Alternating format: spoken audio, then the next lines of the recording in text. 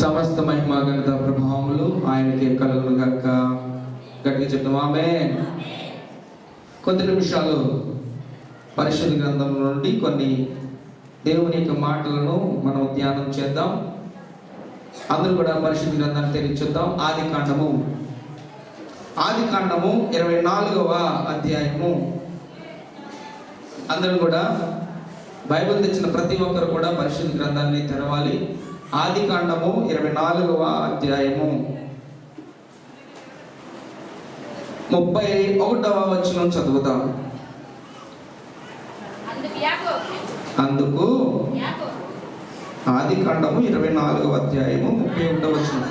లాబాను యెహోవా వలన ఆశీర్వదింపబడిన వాడా, లోపలికి రమ్ము, నీవు బయట నిలువనేలా. చాలు. ఈ మాటను మనం ఒకసారి ధ్యానం చేస్తూ మనం ముందు కొనసాగుదాం. యెహోవా వలన ఆశీర్వదింపబడిన వాడా, లోపలికి రమ్ము, నీవు బయట నిలువనేలా. అంటే లాబాను ఎవరిని లోపలికి రమ్మని ఆహ్వానిస్తున్నాడు అంటే, ఎవరైనా ఎలియాజరుని లోపలికి రమ్మని ఆహ్వానిస్తున్నాడు. ఇక్కడ ఉన్నటువంటి ప్రతి ఒక్కరు కూడా చాలా శ్రద్ధగా వాక్యాన్ని అర్థం చేసుకోవాలి, వినాలి. ఇక్కడ అందరూ లోపల ఉన్న వాళ్ళే కదా. అయితే నేను మాట్లాడేది ఏ లోపలికి, నేను మాట్లాడేది ఎవరి కొరకు అనే విషయాన్ని అందరూ కూడా శ్రద్ధగా ఆలకించాలని ప్రభు నామమున మనం చేస్తున్నాం. యెహోవా వలన ఆశీర్వదింపబడిన వాడా, లోపలికి రమ్ము అని ఇన్విటేషన్ వచ్చింది, అంటే పిలుపు వచ్చింది. ఆ పిలుపుని బట్టి ఇప్పుడు లోపలికి వెళ్ళాలి. ఎవరు? ఈ లాబాను. యెహోవా వలన, జాగ్రత్తగా వినండి, లోపలికి రమ్ము అని పిలిచాడు. ఓకే, లోపలికి వస్తే ఏముంటుందో అని దానికోసం మాట్లాడుకుందాం. మరి లోపలికి రమ్మని పిలిచినప్పుడు ఆ పిలుపు ఎవరికి? ఎలియాజరుకి. అసలు అది యెహోవా వలన ఆశీర్వాదం అనేటువంటి అర్హత అది కావాలి. ఈ రెండు సందర్భాలు మనం చాలా చక్కగా ధ్యానం చేద్దాం. ఇప్పుడు యెహోవా వలన ఆశీర్వదింపబడిన వాడా, లోపలికి రమ్ము అంటే ఈ మందిరంలోకి వచ్చిన వాళ్ళందరూ కూడా యెహోవా వలన ఆశీర్వదింపబడిన వారే కనుక అందుకు లోపలికి వచ్చారా? యెహోవా వలన ఆశీర్వదింపబడ్డాం కనుక ఈ లోపలికి వచ్చామా? ఈ లోపల కోసం నేను మాట్లాడట్లేదు. అసలైనటువంటి లోపలికి రమ్మని ఆహ్వానించేటువంటి పరలోక పట్టణం కోసం మాట్లాడుతాను. దేవునికి స్తోత్రం కలుగును గాక. ఇప్పుడు మొట్టమొదటిగా అంశాన్ని మనం ధ్యానం చేద్దాం. లోపలికి రమ్ము అని అన్నాడు. నువ్వు బయట నిలవలేదా, బయట లోపలికి రమ్ము అని అన్నాడు. అసలు లోపల ఏముంది అని ధ్యానం చేస్తే, లోపల పరలోక పట్టణంలో లోపల అంతా కూడా ఆకలి లేదు, దప్పిక లేదు. పరలోక పట్టణం కోసం, పరలోక ఆ యొక్క పట్టణం యొక్క విశేషత చాలా మట్టుకు తెలుసుకోవాలి చాలా మంది. ఏదో జనరల్ గా నార్మల్ గా ఊహించడం అది మంచిది కాదు. ఎందుకంటే పరలోకం గురించి మాట్లాడుకోవడానికి అసలు మనం సరిపోం. అలాంటి పరలోకమైన పరిశుద్ధమైనటువంటి పట్టణము, ఆ పరలోకం కోసం మాట్లాడితే అక్కడ ఆకలి ఉండదు, దప్పిక ఉండదు. ఒకసారి ప్రకటన గ్రంథం 21వ అధ్యాయము, ప్రకటన గ్రంథము 21వ అధ్యాయము, బైబిల్ ఉన్న ప్రతి ఒక్కరు కూడా ఒకసారి తెరిచి చూడండి. ప్రకటన గ్రంథం 21వ అధ్యాయం 23వ వచనం నుంచి ఒకసారి చదువుదాం. ఆ పట్టణములో ప్రకాశించుటకై సూర్యుడైనను చంద్రుడైనను దానికి అక్కరలేదు, దేవుని మహిమయే దానిలో ప్రకాశించుచున్నది, గొర్రె పిల్లయే దాని దీపము, జనములు దాని వెలుగునందు సంచరింతురు, భూరాజులు తమ మహిమను దానిలోనికి తీసుకొని వత్తురు. అక్కడ రాత్రి లేనందున దాని గుమ్మములు పగటి వేళ ఏమాత్రము వేయబడవు. జనములు తమ మహిమను ఘనతను దానిలోనికి తీసుకుని వచ్చేదారు. గొర్రె పిల్ల యొక్క జీవ గ్రంథమందు వ్రాయబడే వారే దానిలో ప్రవేశిద్దురు. ఇక్కడ చాలా చాలా ఇక కిందకి చూస్తే, నిషిద్ధమైనది అయినను అసహ్యమైనదైనను అబద్ధమైనను దానిని జరిగించి వాడైనను దానిలో ప్రవేశింపడు. అసలు నేను ఆ పట్టణం కోసం నేను మాట్లాడుతున్నాను. ఆ పట్టణంలో ప్రవేశించడం అంటే, ఆ పట్టణంలో ఏమున్నది అంటే, అసలు అక్కడ రాత్రి అనేది లేదట, అక్కడ వెలుగే ఉందంట. ఇక్కడ చచ్చిపోయామనుకోండి, ఇక్కడ ప్రాణం పోతే మొత్తం అంతా కూడా చీకటే, ఇంకేమీ లేదు, అయిపోయినట్టే. కానీ అక్కడ దాని గురించి మాట్లాడుతున్నాము. అక్కడ మరణం అనేది లేదు, అక్కడ ఆకలి దప్పుకలు లేవు, అక్కడ చీకటే లేదు. అదొక అద్భుతమైనటువంటి ప్రపంచముగా, అదొక అద్భుతమైనటువంటి ఒక గొప్ప సృష్టిగా అది దేవుడే నిర్మించుకున్నది కనుక అది గొప్ప అద్భుతంగా ఉంటది. ఇంక అందులో చెప్పాలంటే చాలా ఉన్నాయి. అసలు అందులో అడుగు పెట్టాలంటే కూడా మనం సరిపోతామండి? సరిపోము. కానీ ఇక్కడ యెహోవా వలన ఆశీర్వదింపబడిన వాడ లోపలికి రమ్ము అని అన్నాడు. ఎవరికి ఇన్విటేషన్ ఇచ్చాడో తెలుసా? యెహోవా వలన ఆశీర్వదింపబడిన వాడికి మాత్రమే ఇన్విటేషన్ వచ్చింది. అర్థమైందా? యెహోవా వలన ఆశీర్వదింపబడిన వాడికి ఇన్విటేషన్ వచ్చింది. లోపల అంత ఘనత ఉంది, లోపల అంత అద్భుతం ఉంది, లోపల అంత విచిత్రం ఉంది. ఆ లోపలకి అడుగు పెట్టడానికి అసలు ఊహించేటువంటి విధమైనటువంటి అంత లోపల ఉంది. అసలు అది ఇప్పుడు ఈ ప్రయత్నాలు, ఈ తిప్పలన్నీ కూడా దానికోసమే, అంతే కదండి. ఆ లోపలికి వెళ్ళడానికి, ఆ ఇన్విటేషన్ రావడానికి. ఎందుకంటే యేసుక్రీస్తు ప్రభువారే వచ్చి స్వయంగా మధ్యాకాశంలోకి వచ్చి ఆయనే స్వయంగా తీసుకెళ్తా ఉంటారు. ఇన్విటేషన్ అంత అద్భుతంగా ఉంటుంది. ఎందుకంటే దాని గురించి ఎక్కువ మాట్లాడడానికి అంటే మనం పడే తిప్పలు కూడా దానికోసమే. చనిపోయిన వాళ్ళందరూ ఎక్కడికి వెళ్ళారా బాబు అంటే మన పరిశుద్ధ వాక్యం ద్వారా తప్ప నీకు ఏ విధంగా కూడా మనకేమీ తెలియదు. చనిపోయిన వాళ్ళు ఎక్కడికి వెళ్ళిపోయారంటే అందరికీ తెలిసింది ఒకటే, శ్మశానం దగ్గరికి తీసుకెళ్ళి కప్పెడతామే తెలుసు. ఆ తర్వాత ఎక్కడికి వెళ్ళాడో, ఏమయ్యాడో, ఏంటో అంతా కూడా పరిశుద్ధ గ్రంథం ద్వారా తప్ప ఇంకెవరికి కూడా తెలీదు. భద్రపరచబడినటువంటి ఆ ప్రదేశంలో పరదేశు, పాతాళము అనేటువంటి ఆ ప్రదేశాల్లో మాత్రమే ఉంచబడడం జరుగుతుంది. అయితే ఇక్కడ ఆశీర్వదింపబడిన వాడా లోపలికి రమ్ము అంటే లోపల అంత అద్భుతం ఉంది. దాంట్లోనికి వెళ్ళడానికి సర్టెన్ క్వాలిఫికేషన్ కావాలి. ఆ క్వాలిఫికేషన్ ఏమన్నా తెలుసా? యెహోవా వలన ఆశీర్వదింపబడిన వాడే. యెహోవా వలన ఆశీర్వదింపబడిన వాడే. ఈ ఆశీర్వాదం కొరకు తపన పడింది ఎవరున్నారు పరిశుద్ధ గ్రంథంలో? ఆశీర్వాదం కోసం తపన పడింది ఎవరున్నారు చెప్పాలి? ఎవరున్నారు? యాకోబు. ఆశీర్వాదం కోసం తపన పడ్డేది యాకోబు అన్నాడు. పేజీ తిప్పండి పక్కకి. ఆదికాండం 27వ అధ్యాయంలోనికి రండి. ఆదికాండం 27వ అధ్యాయం చాలా షార్ట్ కట్ లో నేను తొందరగా ముగిస్తాను. ఆదికాండం 27వ అధ్యాయము. నేను ఎందుకు ఒక్కొక్కటి బాగా చెప్తానంటే మీ అందరికీ కూడా, ఈవెన్ నాకు కూడా, అందరికీ కూడా ఆ లోపలికి, పరిశుద్ధ పట్టణం లోపలికి వెళ్ళాలని ఆశ. అయితే ఆ ఇన్విటేషన్ రావాలి అంటే యెహోవా వలన ఆశీర్వదింపబడాలి. యెహోవా వలన ఆశీర్వదింపబడాలి అంటే అట్టి ఆశీర్వాదం మనకు ఉందో లేదో, మనం ఆ క్వాలిఫికేషన్ ఉందో లేదో అనేటువంటిది చెక్ చేసుకుంటున్నాం.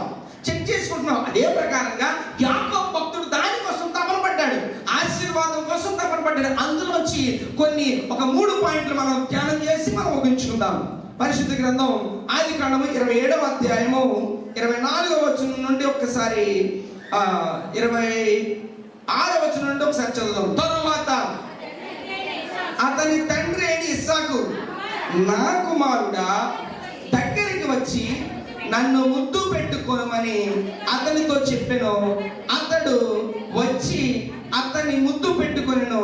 అప్పుడు అతడు అతని వస్త్రములను వాసన చూచి అతన్ని దీవించి ఇట్లెనెను అని మొత్తం దీవెనలన్నీ కూడా ఆ కిందే కనబడతాయి.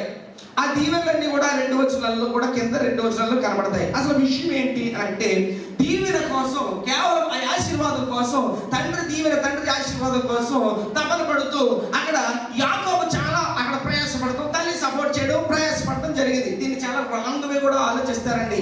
తల్లి చాలా మోసం చేసింది, తల్లి అలా చేసింది, ఎలా చేసింది అని చాలా మాట్లాడుతూ ఉంటారు. కానీ దైవికంగా ఆలోచన చేయాలి. ఏదైనా కూడా దైవికంగానే ఆలోచన చేయాలి. ఏంటంటే మనం మానవతలకు సరిపోదు ఈ వాక్యానికి.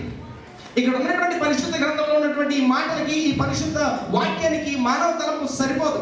మానవ తలపుతో నువ్వు ఆలోచన చేస్తే ఏ కోణం ఎక్కదు.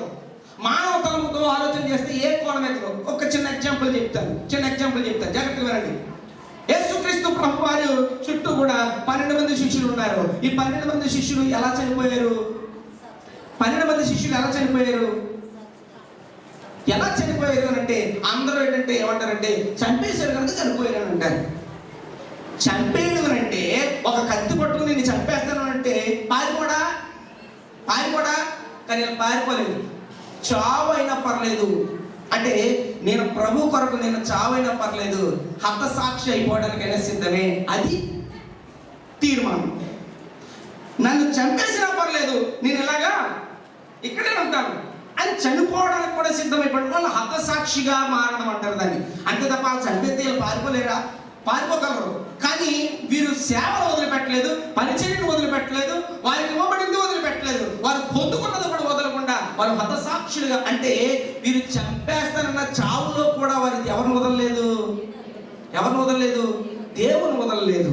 చావులో కూడా దేవుని వదలలేదు. అసలు వారి ఆలోచన కూడా వేరే తలంపు రాలేదు. అది ఒకే ఒక్క తలంపుతో, ఒకే ఒక ఆలోచనతో, ఒకే ఒక స్థిరమైన మనసుతో కలిగి ఉన్నారు కనుక వాళ్ళు చావడానికైనా. అదనమాట విషయం. ఆ 12 మంది శిష్యులు వాళ్ళు చావడానికి కూడా ఎందుకు సిద్ధపడిపోయారు అంటే వాళ్ళు ఇంకా ఆయనే కలిగి ఉన్నారు. ఇంకంతే, మా కళ్ళతో మేము చూసాం, ఇక వెనక్కి తిరిగి చూడము, అలాగే నిలబడతామని 12 మంది కూడా హతసాక్షులుగా మారిపోయారు. ఈ విషయం నేను ఎందుకు చెప్తున్నాను? పరలోక పట్టణం వెళ్ళాలి అని అంటే, పరలోక పట్టణంలోనికి నువ్వు అడుగు పెట్టాలంటే, లోపలికి రా అని నువ్వు పిలవాలి అని అంటే నీవు ఆశీర్వదింపబడిన వాడై ఉండాలి. నువ్వు ఆశీర్వదింపబడిన వాడై ఉండాలి అని అంటే నువ్వు ఆశీర్వాదం కొరకు, దేవుని దీవెన కొరకు, దేవుని మనసులో ఉండుట కొరకు నువ్వేం చేయాలి? ప్రయత్నం చేయాలి. ఆ తలంపు నువ్వు కలిగి ఉండాలి. అంతే తప్ప ఈ వాక్యాన్ని శరీర సంబంధంగా ఆలోచన చేస్తే ఏది అర్థం కాదు. ఆత్మీయంగా ఆలోచిస్తేనే అసలు ఇదేంటో నీకు అర్థమవుతుంది. ఆత్మీయంగా ఆలోచన చేస్తే ఏంటి అర్థమవుతుంది. శరీర తలంపులతో ఉండి నువ్వు ఏదో చేస్తానంటే అస్సలు ఇంచు కూడా నీ బుర్రలోకి ఎక్కదు. ఇక్కడ ఉన్నది ఇక్కడ వింటామంతే, మనం బయటకు వెళ్ళి వదిలేస్తాం. వారంలో మళ్ళీ నీకు వాక్యం జ్ఞాపకం రాదు. వారంలో నీకు వాక్యమే నీ తలంపుల్లో ఉండదు. కానీ దీన్ని ఆత్మీయంగా ఆలోచన చేస్తే ప్రతి క్షణం ఏదో టైంలో నిన్ను అది జ్ఞాపకం చేస్తూ ఉంటుంది, నిన్ను గుర్తు చేస్తూ ఉంటుంది. దీని మీదే మనసు లేకపోతే అంటే నీ మనసు ఎక్కడుందో ఒకసారి ఆలోచన చేసుకోవాలి. దీని మీద మనసు ఉన్న వాళ్ళు ఏం చేస్తారో తెలుసా? మనసు ఉన్న వాళ్ళు ప్రతి క్షణం దీన్ని ఆలోచన చేస్తూ ఉంటారు. ఎక్కువగా దేవుడితో సహవాసం చేయడానికి ఇష్టపడుతూ ఉంటారు. ఆలోచన లేని వాళ్ళు దీని మీద మైండ్ ఉండదు, వేరే తలంపులే ఉంటాయి. ఇంకా క్లియర్గా చెప్పమంటారా? ఆత్మహత్య చేసుకున్న వాళ్ళు ఉంటారు చూసారా? ఆత్మహత్య చేసుకున్న వాళ్ళు, ఆత్మహత్య చేసుకున్న అంటే చాలా రకాలు ఉన్నాయి. ఆత్మహత్య హ్యాంగింగ్ ఉంది, తాగేది ఉంది, పొడుచుకునేది ఉంది, లేకపోతే వెళ్ళిపోయి ట్రైన్ కింద దూకేది ఉంది, దేని కింద పడేది ఉంది. ఆత్మహత్య చేసుకునే వాళ్ళు ఉంటారు. వాళ్ళు ఆత్మహత్య చేసుకోవడానికి అంత ధైర్యం ఎలా వచ్చింది? ఆత్మహత్య చేసుకోవడానికి అంత ధైర్యం ఎలా వచ్చింది అంటే ఇక దానికి అలా ఫిక్స్ అయిపోయింది. అది దాని అర్థం. మీకు ఆలోచన ఎక్కడ లేదు, వినాలి వాక్యాన్ని. ఆలోచన ఎక్కడో లేదు, తలంపు ఎక్కడో లేదు, ఇది ఏ మీద లేదు. ఎంతమంది ఉన్నా ఏమున్నా సరే దాని మీద లేదు. చచ్చిపోవాలన్నా నేను ఎంత ఫిక్స్ అయ్యింది. అది ఆ మైండ్లో ఉన్న వాళ్ళు ఏమైపోతుంటే ఇంకా అలాగే. నేను చెప్పే వాక్యం ఏంటంటే నువ్వు దైవికమైనటువంటి తలంపులు నువ్వు ఆత్మీయంగా కాస్త వాక్యం మీద నువ్వు పెట్టగలిగితే అసలు నీకు ఎందులో వర్క్ చేస్తుంది. నిన్ను సంపద, నిన్ను బ్రతికిస్తుంది. దేవునికి స్తోత్రం. నిన్ను చంపదది, నిన్ను బ్రతికిస్తుంది, నిన్ను నడిపిస్తుంది, నిన్ను అంచెలుగా వృద్ధిలోకి తీసుకొస్తుంది వాక్యం. అందుచేత సత్యమైనది, జీవమైనది, సాధ్యపరచగలిగేది ఏది కూడా దానికి ఎదురనేది లేకుండా ఉండగలిగేది పరిశుద్ధమైనటువంటి వాక్యం ఒక్కటే దేవునికి తప్ప ఇక ఎవరికి సాధ్యం కాదు. కనుక నీ మనసును దేని మీద పెట్టాలి? దీని మీద పెట్టి వాక్య కోణంలో ఆలోచన చేస్తే నిన్ను ఎలా తీసుకెళ్లాలో అలా తీసుకెళ్తుంది, నిన్ను ఎలా నడిపించాలో అలా నడిపిస్తుంది. అయితే ఇప్పుడు ఈ యొక్క యాకోబు దేనికోసం తపన పడ్డాడు అంటే ఆశీర్వాదము, దీవెన, ఆశీర్వాదము, దాని కొరకు తపన పడ్డాడు. రైట్. ఇప్పుడు ఎక్కడికి వెళ్ళాడు? తండ్రి దగ్గరికి వెళ్ళాడు. తండ్రికి ఏమైంది? కళ్ళు కాస్త మందగించింది, కళ్ళు కాస్త కనబడట్లేదు, మందగించింది. ఇప్పుడు తండ్రి దగ్గర నుంచి దీవెన కావాలి, తండ్రి దగ్గర నుంచి ఆశీర్వాదం కావాలి కనుక పట్టుకెళ్ళిపోయాడు. అక్కడ అయిపోయింది. ఇప్పుడు ఈ తండ్రి దగ్గరికి వెళ్ళడానికి అక్కడ ఇస్సాకు పలికిన మాట ఏంటంట? ఇస్సాకు పలికిన మాట ఏంటి? తరువాత అతని తండ్రి అయిన ఇస్సాకు అంటాడు, నా కుమారుడా దగ్గరకు వచ్చి. మొట్టమొదటి మాట ఏంటి? దగ్గరకు వచ్చి. పరిశుద్ధ గ్రంథంలో ఉన్న వాళ్ళందరూ అక్కడ విషయాన్ని చూడండి. మీకు ఆల్రెడీ స్టోరీ తెలుసు, జాగ్రత్తగా గమనించండి. పరిశుద్ధ గ్రంథంలో చెప్పబడింది, నా కుమారుడా దగ్గరకు వచ్చి. ఫస్ట్ మాట ఆశీర్వాదం. అక్కడ తండ్రి కుమారునికి ఇచ్చినటువంటి విధానంలో జరిగిన సంఘటన చెప్తున్నాను. వచ్చి మొట్టమొదటిగా నీకు దీవెన కావాలి అన్నా, ఆశీర్వాదం కావాలన్నా నువ్వేం చేయాలో తెలుసా? ముందు దగ్గరికి రావాలి. దగ్గరికి దగ్గరికి వస్తే ఏమిటండి అని అంటే, ఈ విషయాన్ని అలా పక్కన పెడితే నిర్గమాకాండంలో ఒకసారి రండి. నిర్గమాకాండం 3వ అధ్యాయము. నిర్గమాకాండం 3వ అధ్యాయము 3వ అధ్యాయం 2వ వచనం నుంచి చదువుదాం. ఒక పొద నడిమిని అగ్నిజ్వాలలో ఒక దూత అతనికి ప్రత్యక్షమైనను. అతను చూచినప్పుడు అగ్ని వలన ఆ పొద మండుచుండెను కానీ పొద కాలిపోలేదు. అప్పుడు మోషే, ఆ పొద ఎలా కాలిపోలేదు? నేను ఆ తట్టు వెళ్ళి ఈ గొప్ప వింత చూచెదను అనుకునేను. దానిని చూచుటకు అతడు ఆ తట్టు వచ్చుట యెహోవా. పొద దగ్గరికి ఎవరు వెళ్ళారు? మోషే వెళ్ళాడు. పొద మండిపోతుంది కానీ బొక్కైపోతలేదు. అది పొద మంటలు వస్తున్నాయి కానీ కాలిపోతలేదు. పొదంతా మాత్రం ఇంకెలా ఉందంటే అగ్నితో రగిలిపోతుంది కానీ పొద కాలిపోతుంది. ఇదేంటి వింత అని దూరం నుంచి చూసి ఫస్ట్ చేసిన పాయింట్ ఏంటంటే, ముందు దగ్గరికి ఆ తట్టు వచ్చాడు. జాగ్రత్తగా వినాలి. ఆ తట్టు వచ్చాడు. ఈ మోషే ఆ తట్టు అక్కడ రాగానే, నేను ఒక దాంట్లోంచి వెళ్తున్నాను, మళ్ళీ వెనక్కి వస్తాను, జాగ్రత్తగా అర్థం చేసుకోవాలి. ఆ తట్టు వచ్చాడు. ఆ తట్టు వస్తే చూసింది ఎవరో? యెహోవా చూశాడట. అది దగ్గరకు వచ్చుట వలన ఫస్ట్ ఆఫ్ ఆల్ నీకు దీవెన కావాలన్నా, నీకు ఆశీర్వాదం కావాలన్నా, దేవుని యొక్క దయ నువ్వు నొందుకోవాలన్నా, ఇవన్నీ దేనికోసం చెప్పాలి? దేని కొరకు చెప్పాలమ్మా? దేని కొరకు?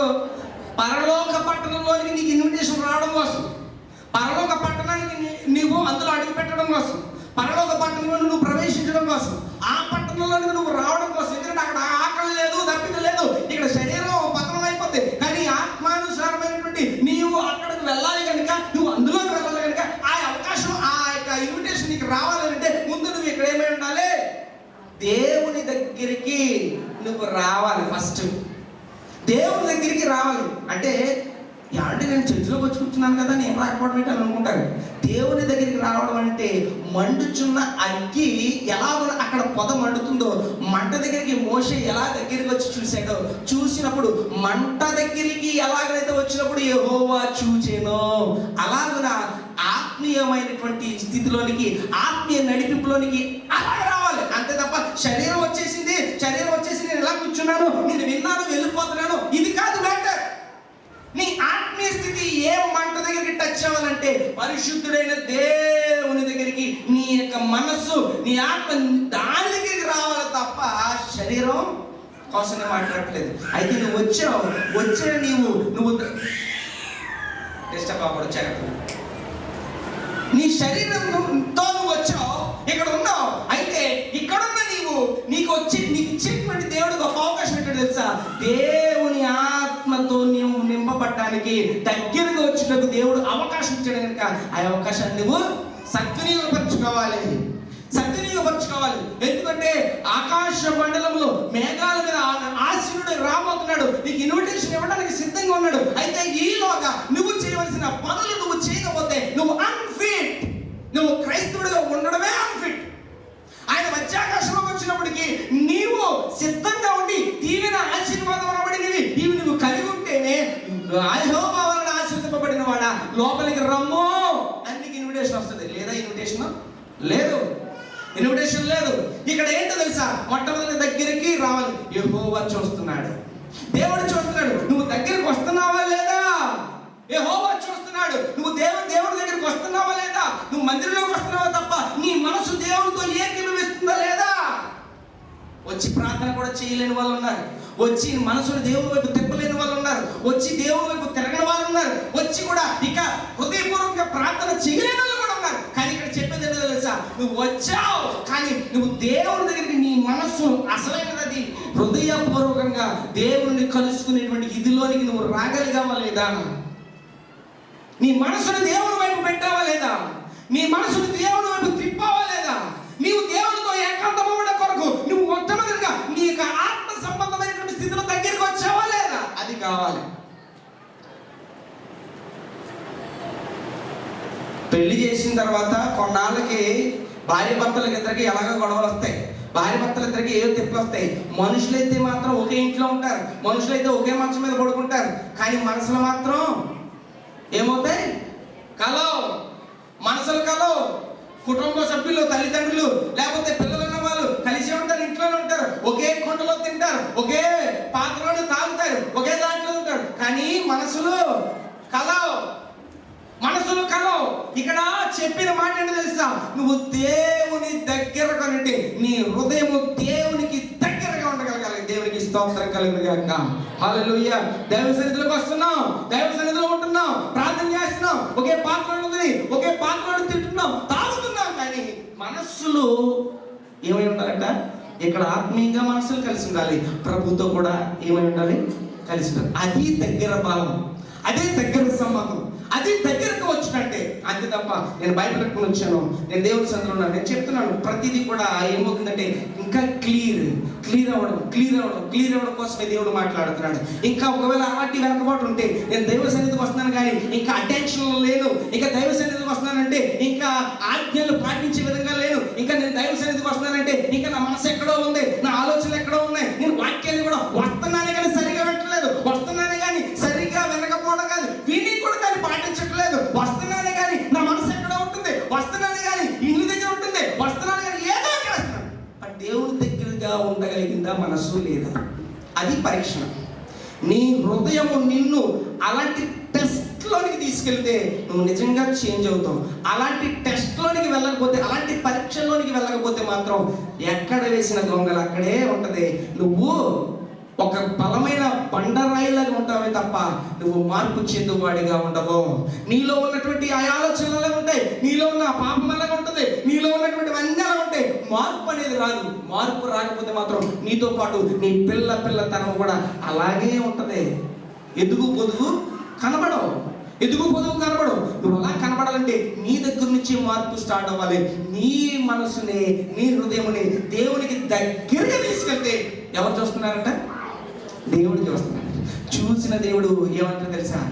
బాబు మోషే, నీ చెప్పులు విడిచేయి, ఇక అక్కడతో మలినమైన నీ చెప్పులు, మట్టిలో తిరిగిన నీ చెప్పులు విడిచిపెట్టాయి, ఇక అక్కడి నుంచి నీవు నాతో ఏకీభవించి, ఇదిగో నేను మాట్లాడుతున్నాను, అక్కడి నుంచి పొదలోంచి మాట్లాడినట్టుగా నీతో మాట్లాడతాడు దేవుడు. నమ్మిన వారు దేవుని స్తోత్రం చెప్తాను. హల్లెలూయా. నువ్వు దేవుని దగ్గరికి రాగలిగావా లేదా? నువ్వు దేవుడితో ఏకాంతం అవుతున్నావా లేదా? ఇక్కడ ఫస్ట్ ఈ ఇస్సాకు యాకోబుతో చెప్తున్న మాట, నా దగ్గరికి రా అని చెప్పాడు. నెక్స్ట్ రెండవది తీయండి. ఆదికాండము 27వ అధ్యాయంలోనే 26వ వచనంలోనే, కుమారుడా నా దగ్గరికి వచ్చి నన్ను ముద్దు పెట్టుకొనమని అతనితో చెప్పాను. రెండో పాయింట్ ఏంటంటే ముద్దు పెట్టుకొనము. మొట్టమొదటి మాట ఏంటి? మొట్టమొదటి మాట దగ్గరికి వచ్చుట. దేవుని దగ్గరికి వచ్చిన తర్వాత ఇప్పుడు రెండో మాట ఏంటంటే ముద్దు పెట్టుకొనుట. అందుకనే ముద్దు పెట్టుకొనుట అని అంటే, ఇక నేను కీర్తనలో చదివించాను. రెండవ కీర్తన 14వ శరణం ఒక్కసారి చదవండి. 2వ కీర్తన 14వ శరణం. కుమారుని ముద్దు పెట్టుకొనుడి, లేని ఎడల ఏమై ఉంట? కోపించును.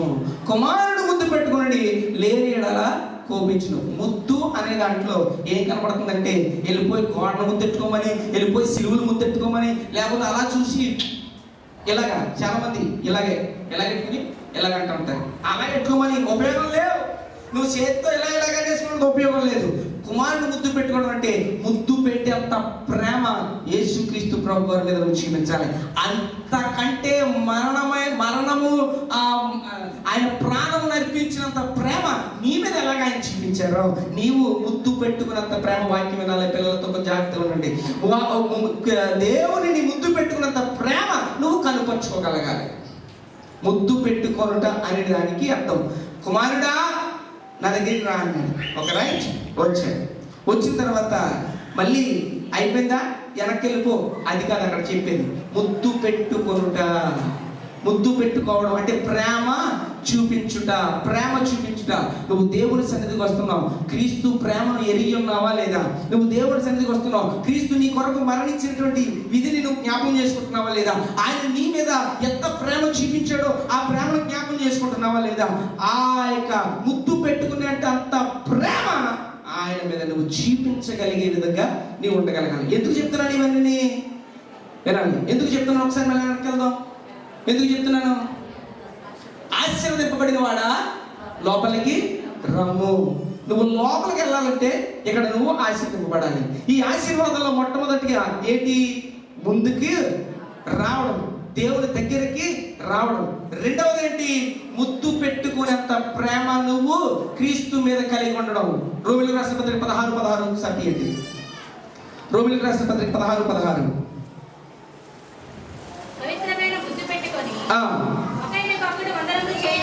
పవిత్రమైన ముద్దు పెట్టుకుని ఒకరికొకరు వందనములు చేయుడి, క్రీస్తు సంఘములన్నీ మీకు వందనములు, క్రీస్తు సంఘములన్నీ మీకు వందనములు చెప్పుచున్నాయి. అంటే క్రీస్తు సంఘమును ఆయన స్థాపించినాయి కనుక క్రీస్తు సంఘములో మనమందరం కూడా ఏమై ఉన్నాము? ఆయన బిడ్డలమై ఉన్నాము కనుక ఒకరికొకడు ముద్దు పెట్టుకోనడి అని అంటే అంత ప్రేమను మీరు చూపించుకోవాలి అని అర్థం. ఒకరికొకడు అంత ప్రేమ చూపించుకోవాలి. ఎందుకు? మీలో ఎవరి ప్రేమ ఉంది? క్రీస్తు ప్రేమ ఉంది కనుక, మీలో క్రీస్తు ప్రేమ ఉంది కనుక ఆ ప్రేమను మీరు కనపరచు ఒకరికొకరు ముద్దు పెట్టుకోనడి అని తెలియపరచబడుతున్నాయి. ప్రియ సంగమా సహోదరులారా, మొట్టమొదటిగా నువ్వు దేవుని దగ్గరికి వచ్చావా లేదో నువ్వు పరిశీలన చేసుకోవాలి. రెండవదిగా క్రీస్తును ముద్దు పెట్టుకునేటంత ప్రేమ నువ్వు కలిగి ఉన్నావో లేకపోతే మర్చిపోతున్నావో. ఆయన నీ కొరకు ప్రాణం పెట్టాడని నువ్వు మర్చిపోతున్నావేమో, ఆయన నీ కొరకు సిలువ వేయబడ్డాడనేటువంటి మర్చిపోతున్నావేమో, లేకపోతే ఆయన నీ కొరకు రక్తం చిందించాడని మర్చిపోతున్నావేమో, ఆయన నీ కొరకు బల్లెముతో కూర్చోబెట్టాడని మర్చిపోతున్నావేమో, ఆయన నీ కొరకు పండినటువంటి బాటలు ఏమైతే ఉన్నాయో అవి మర్చిపోతున్నావేమో. జ్ఞాపకం చేసుకో. నీ కొరకు ఎవరైనా ప్రాణం అర్పించే వాళ్ళు ఎవరైనా ఉన్నారా? నీ కొరకు, నీ పాపముల కొరకు ఎవరన్నా నీ కోసం చచ్చిపోతున్నాను అని చచ్చిపోయారనుకో, చచ్చిపోయిన సరే నీ పాపాలు పోతాయా? నీ పాపాలు క్షమించబడతాయా? ఆ పరిశుద్ధులా? ఆ పరిశుద్ధ రక్తమా? అదే యేసుక్రీస్తు ప్రభువారే, యేసుక్రీస్తు ప్రభువారే ప్రేమించి ప్రాణాన్ని బలిగా అర్పించి నీ మీద అంత ప్రేమ చూపించారు. మరి నీ ప్రేమ ఏమైంది? ఓకే, వస్తున్నావు, దగ్గర వరకు వచ్చావు, మరి చూపించాలా? ఆ ప్రేమను కనపరచాలా? ఆ ప్రేమను చూపించాలా? యేసయ్యా, యేసుక్రీస్తు ప్రభువా, నువ్వు నా కొరకు ప్రాణం అర్పించావు, మా కొరకు సిలువ పెట్టావు, ఇదంతా ఈ త్యాగం అంతా మేము ఎక్కడ ఉండాలని? పరలోక పట్టణంలో ఉండాలని నువ్వు ఇంత త్యాగం చేసావు అని అసలు జ్ఞాపకం అన్నా చేసుకుంటున్నామా? ఆ ప్రేమను జ్ఞాపకం అన్నా చేసుకుంటామా?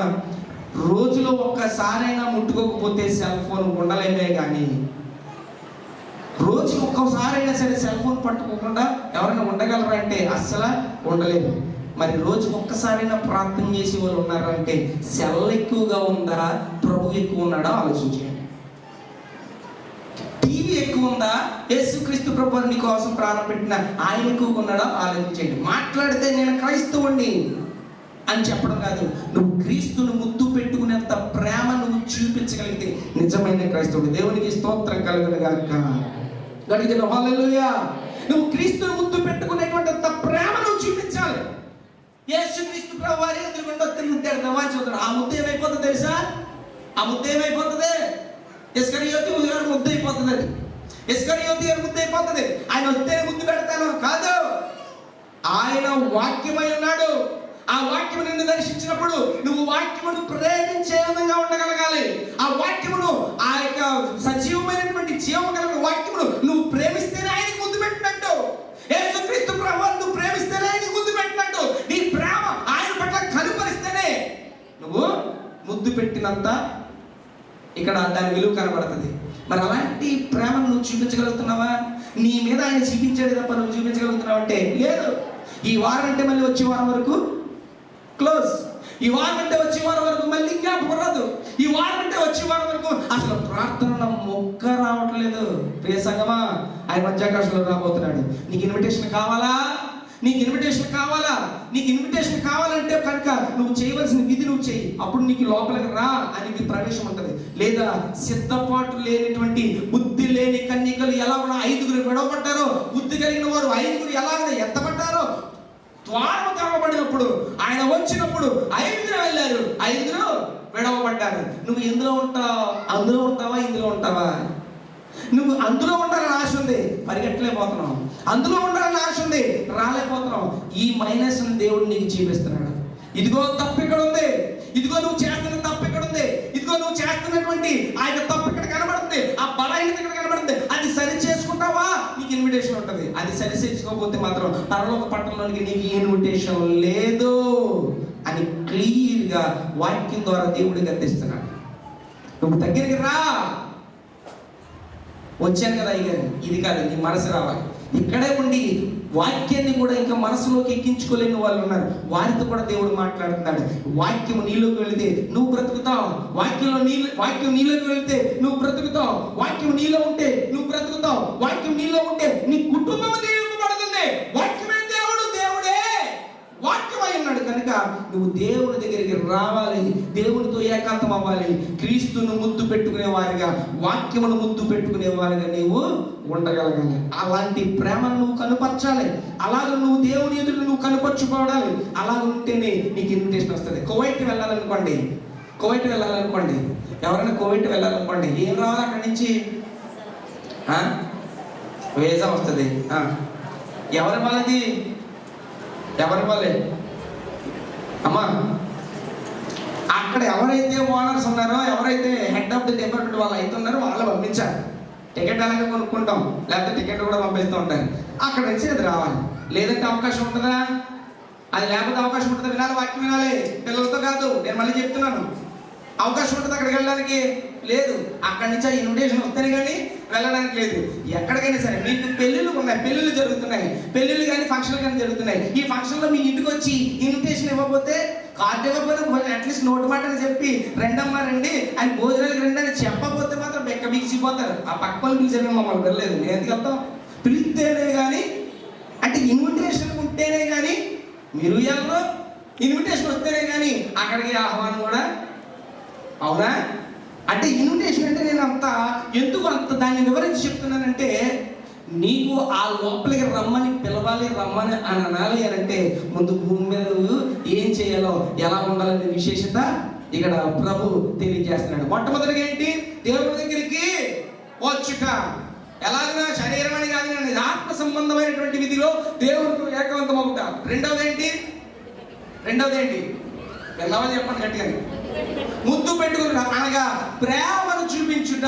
క్రీస్తు క్రీస్తు మీద మనం ప్రేమ చూపించుట అనగా పరిశుద్ధ వాక్యము పట్ల అంత ప్రేమ కలిగి మనం ముందుకు వెళ్ళడం. అంటే నువ్వు దేవుడితో ఏకాంతం అవుతున్నావు, ప్రభుతో ఏకాంతం అవుతున్నావు, ఆత్మ సంబంధమైన స్థితిలోకి వెళ్తున్నావు, వాక్యమైన సత్యమును నువ్వు అంతలా గ్రహించుకుంటూ నువ్వు ఏకాంతం అవుతున్నావు. నెంబర్ 3 తీయండి. ఆదికాండం 27వ అధ్యాయంలోనే 27వ వచనం. అతడి దగ్గరికి వచ్చి ముద్దు పెట్టుకున్నాను.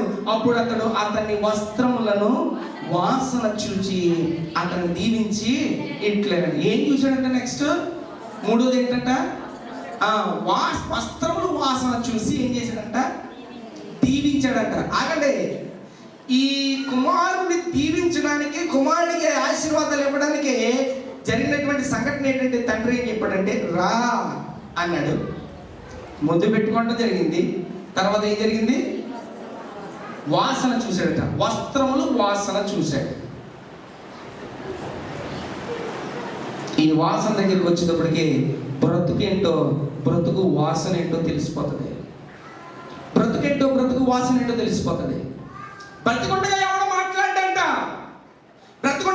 మాట్లాడంట, చచ్చిపోయిన తర్వాత అప్పుడు అంతా కూడా కథలుగా చెప్పుకుంటారంట. ఒరే ఈడు వాసన అంటారా, ఇది బతికే లాంటిదిరా, ఈడు ఎలాంటి వాడురా, ఆడు అలాంటి వాడురా, ఇది బాగా చచ్చాడురా అనేసి ఆడు వాసన చెప్పుకుంటారు. మంచోడు అనుకో, అయ్యో చనిపోయాడు అని అనుకుంటారు. వాసన బాగుంటే ఒకలాగా, వాసన బాగోకపోతే ఒకలాగా. ఇక్కడ దగ్గరికి రమ్మని తెలిసిన తర్వాత వస్త్రాల వాసన చూశాడంట. 2 కొరింథీయులకు రాసిన 2వ పత్రిక కొరింథీయులకు రాసిన 2వ పత్రిక తీయండి అందరూ కూడా.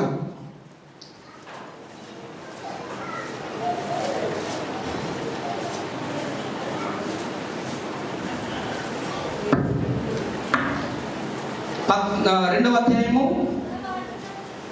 14వ వచనం నుండి 17వ వచనం వరకు చదువుదాం. మా ద్వారా ప్రతి స్థలమందును క్రీస్తును గూర్చిన జ్ఞానము యొక్క సువాసనను కనుపరుచుచు ఆయన యందు మమ్మును ఎల్లప్పుడూ విద్యోత్సవముతో ఊరేగించుచున్న దేవునికి స్తోత్రము. రక్షింపబడు వారి పట్లను నశించు వారి పట్లను మేము దేవునికి క్రీస్తు సువాసనైనాము. రక్షింపబడు వారి పట్లను నశించు వారి పట్లను మేము దేవునికి క్రీస్తు సువాసన అయి ఉన్నారంట. ఎక్కడి నుంచి ఎక్కడికి వెళ్తుంది చూడండి. మళ్ళీ క్రీస్తు సువాసన. నువ్వు ఏ వాసన కలిగి ఉండాలంట? ఇప్పుడు ఏ వాసన కలిగి ఉండాలంట? నువ్వు భక్తుడివో కాదు, లేకపోతే నువ్వు ప్రార్థన చేసేవాడువో కాదు, లేకపోతే నువ్వు వాక్యం ప్రకారం నడిచేవాడువో కాదు. వాసన చెప్తే తెలిసిపోద్దట. వాసన అంట. అది క్రీస్తు వాసన కలిగి ఉన్నామా లేదా? క్రీస్తు వాసన కలిగి ఉన్నామా లేదా? ఎందుకనంటే ఇలాంటి టెస్టింగ్లు అంటే మాత్రం చాలా మందికి ఇష్టం ఉండదు. ఇలాంటి పరీక్షతో కూడినటువంటి మాటలు, పరీక్షతో కూడినటువంటి ఈ వాక్యం అంటే ఇష్టం ఉండదు. మిగతాయి మాత్రం అల్లికలతో కూడిన మాటలు, అల్లికలతో కూడినటువంటి వాక్యాల కొరకు ఆశపడే ఉంటారు. నువ్వు వాక్యము సరైనటువంటిది, సత్యమైనది వింటే నీ బ్రతికేంటో దేవుడు నీ వాక్యంలో చూపిస్తాడు. బ్రతికేంటో దేవుడు వాక్యంలో చూపిస్తాడు. ఆ బ్రతుకుని ఎలాగ నువ్వు మలుచుకోవాలో చూపిస్తాడు. ఆ బ్రతుకుని ఎలాగ మార్చుకోవాలో చూపిస్తాడు. దాని నుంచి నువ్వు ఎలాగ ఆ పట్టణంలో ప్రవేశించడానికి అవకాశం కుదురుతుందో, ఆ పట్టణంలో అడుగు పెట్టడానికి ఏదైతే సరైన అర్హత ఉండాలో దాన్ని చూపిస్తాడు. అందుచేత ఇక్కడ క్రీస్తు సువాసన కలిగిన వారంగా ఉండాలట. దేవునికిట క్రీస్తు సువాసన అయి ఉన్నాము. ఆకాశం ముందు ఆయన చూస్తున్నాడు. నువ్వు దగ్గరికి వచ్చినప్పుడు ఆయన చూస్తున్నాడు. చూసిన తర్వాత నువ్వు ఎక్కువగా ఆయన ముద్దు పెట్టేంత ప్రేమ నువ్వు కనిపరిచినప్పుడు నువ్వు దేవునికి ఎలా కనబడతావు తెలుసా? క్రీస్తు సువాసన వెదజల్లువానిగా నువ్వు కనబడతావు. క్రీస్తు సంఘమే అయితే క్రీస్తు సువాసన కలిగిన వారుగా ఉండగలగాలి. చదవండి, కిందకి చదవండి. నశించు వారికి మరణకరమైన మరణపు వాసనగాను, రక్షింపబడే వారికి జీవంతమైన జీవపు వాసనగాను ఉన్నాము. అదనమాట అండి. క్రీస్తు సువాసన కలిగిన వారట, క్రీస్తు సువాసన కలిగిన వారట ఎలా ఉంటారంట తెలుసా? నశింపబడే వారికి వెర్రిగాను, ఇంకోటి ఏంటి తెలుసా? మరణపు వాసనగాను ఉంటారంట. అర్థమైందండి? ఇప్పుడు నేను వాక్యం చెప్తున్నాను. లోపలికి వచ్చింది తమ్ముడు, లోపలికి వచ్చేయండి. ఎవరు బయట ఉండదు, లోపలికి వచ్చేయండి. బలమైనటువంటి క్రీస్తు సత్యవాక్యుడు ప్రకటిస్తున్నప్పుడు, క్రీస్తు సువాసనను వెదజల్లుతున్నప్పుడు అనిపిస్తే నశించబడే వారికి నేను ఎరువుల్లో కనబడతాను. నశించబడే వారికి ఎరువుల్లో కనబడతాను. పరలోక పట్టణం చేరకుండా లోక సంబంధంగా ఉన్న వాళ్ళకి ఎరువుల్లో కనబడతాం. క్రీస్తు వాసన వెదజల్లుతున్నటువంటి క్రీస్తు సువాసన ఉన్నవారట నశించే వారికి ఎలా కనబడతారంట? వెరువుల్లో కనబడతారు. వారికి మరణపు వాసన. అయితే రక్షింపబడే వారికి ఏ వాసన అంట? రక్షింపబడే వారికి ఈ వాక్యము నా కొరకే, నన్ను నిలబెట్టుట కొరకే అని ఎవరైతే ఇది సువాసనగా తీసుకుంటారో వారిలో జీవం ప్రవేశిస్తారు. దేవునికి స్తోత్రం కలుగును గాక. హల్లెలూయా. వారిలోనికి జీవం ప్రవేశిస్తుందట.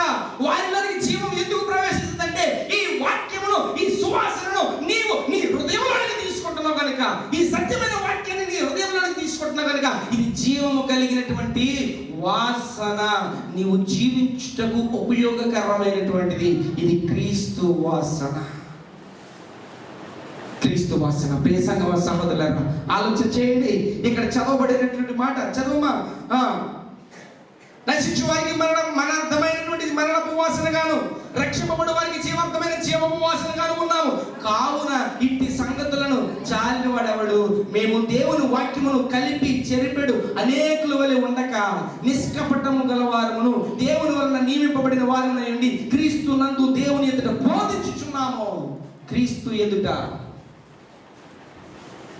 ఈ క్రీస్తు వాక్యమును, సత్య వాక్యమును బోధించడానికి ఇది క్రీస్తు సువాసన.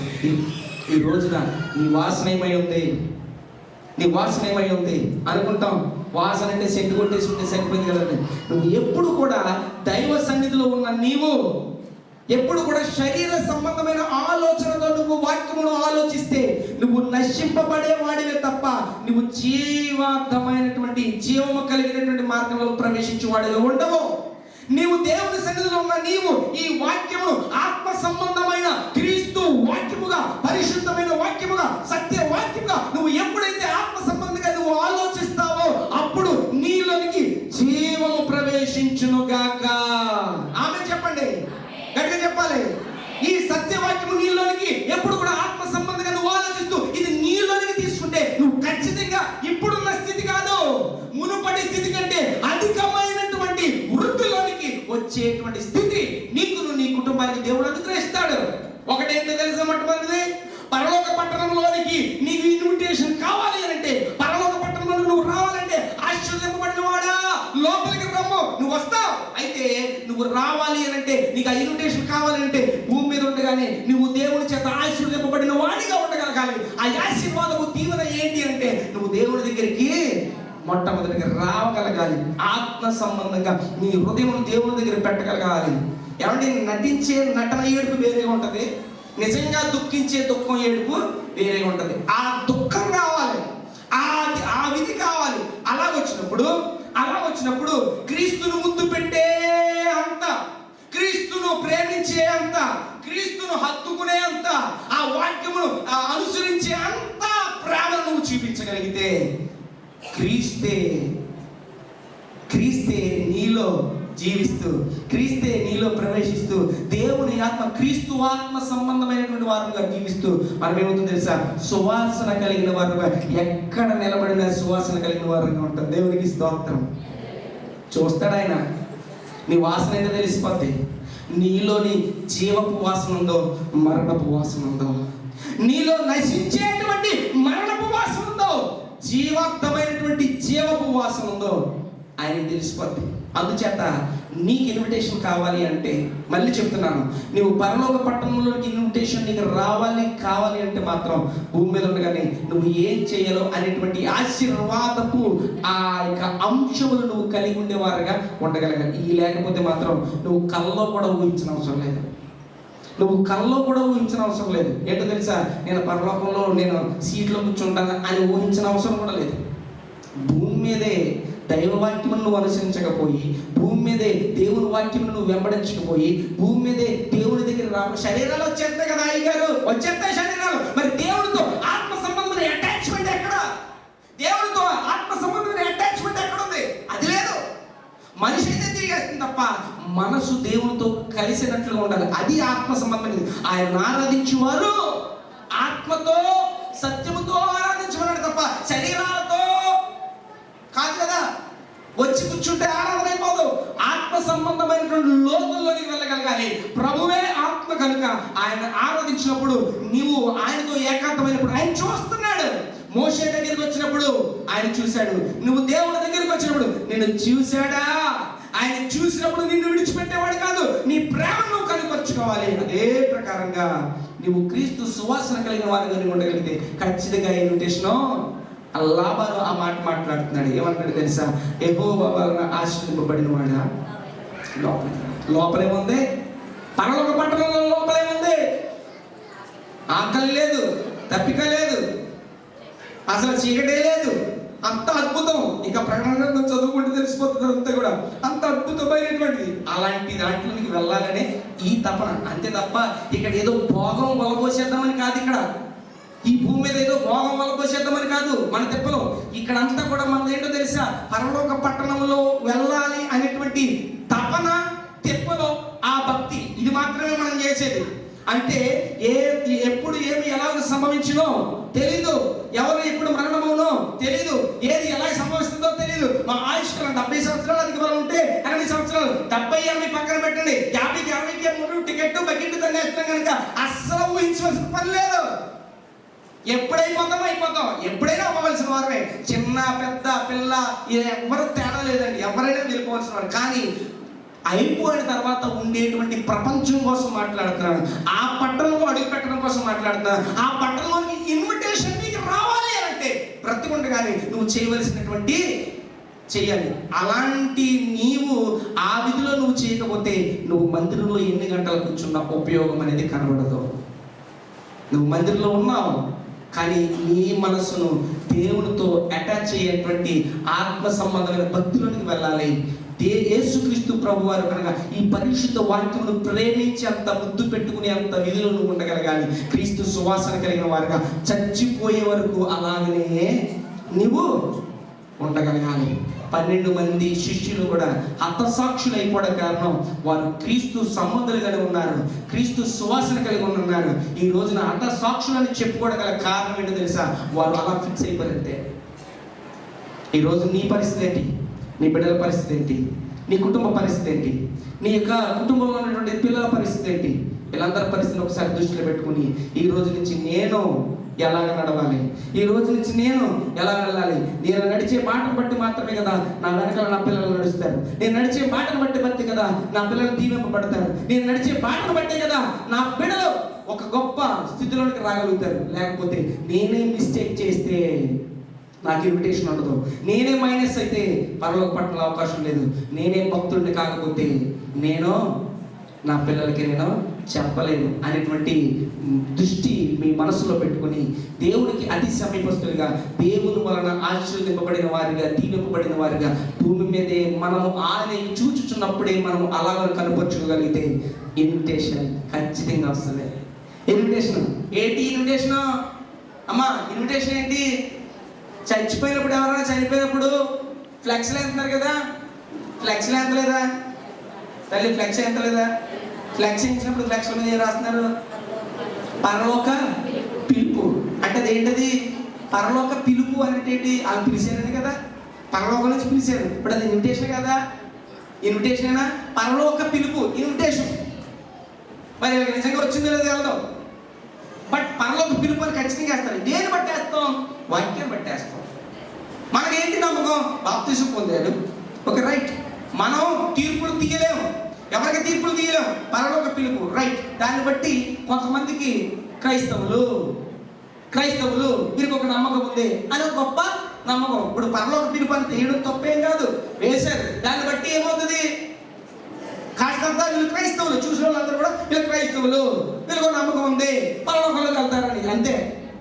అక్కడికి వెళ్ళదా ఆ తీర్పు అన్న కూడా ఆయన చూసుకుంటాడు. మనం మీరు వెళ్తారు, మీరు ఎవరు అని చెప్పడానికి మనం తీర్పర్లం కాదు. వాక్యాన్ని బట్టి మాత్రమే దానికి అర్హత ఇది, ఈ అర్హత కలిగి ఉంటేనే మనం అక్కడికి వెళ్ళగలుగుతాము అనేటువంటి వాక్యాన్ని బోధిస్తాం.